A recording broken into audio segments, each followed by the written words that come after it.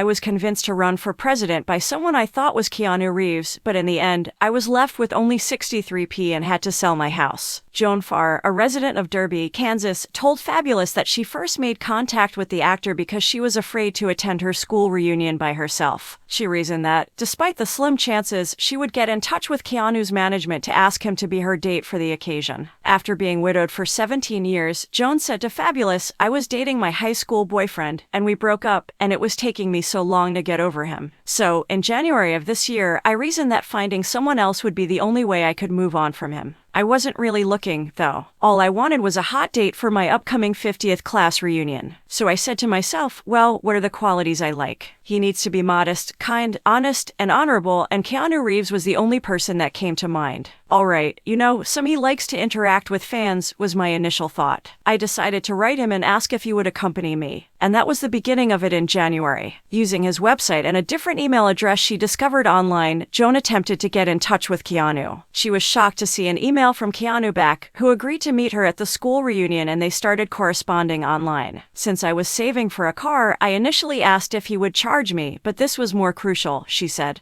Even though I was a widow receiving Social Security, I was aware that I would have to pay for the pleasure of his company, even if it was just for a short while. Therefore, when he said no, I was both shocked and relieved. But I wanted to do something to repay him, so I asked if I could make a donation to his kids' charity. After expressing his satisfaction with the concept, he started guiding me on acquiring Bitcoin, which is their favored means of money transfer. I felt uneasy because I knew it couldn't be traced, but he promised to give me a statement at the end of the year that included all of my contributions. Joan claims that there were no sexual overtones in their relationship and that Keanu treated her like a perfect gentleman. He said he had bought her a gift, and she said they had discussed the possibility of building a house together in the future. Subsequently, he informed me that his intention was to stay for at least 3 days, not just for my reunion. When I asked him what kind of coffee he preferred, he informed me that he preferred soaked coffee beans. I bought an expensive coffee maker and grinder, as well as expensive coffee beans that I stored in my freezer because I was never a coffee drinker. I also attempted to learn how to cook vegan food because I thought he might be vegan. Cooking is really not my thing, so this was a disaster, but it was enjoyable to try. Also, I made a constant effort to present the best possible image. The fictitious Keanu then declared that all of his assets had been frozen and that he was truly going through a covert divorce. Joan stated, as a result, his security team needed logistics fees to make sure everything was in order before he came to visit me. At first, I thought that someone must be blowing smoke up his tailpipe when he told me that the fees were $23,400. Joan claimed that the con artist persisted in pushing her to run for president during their correspondence online. In an effort to prevent the U.S. from going to war with China or Russia, he promised her he would act as an ambassador of foreign affairs and offered his support. If he could find some donors for her campaign, Joan would foot the bill for Keanu's security detail. When he said he would support her campaign with $500,000 and endorse her, she was overjoyed. Joan was even more convinced that she was talking to the real Keanu when she saw the dates of Keanu's band tour. It seemed that the dates coincided with her high school reunion.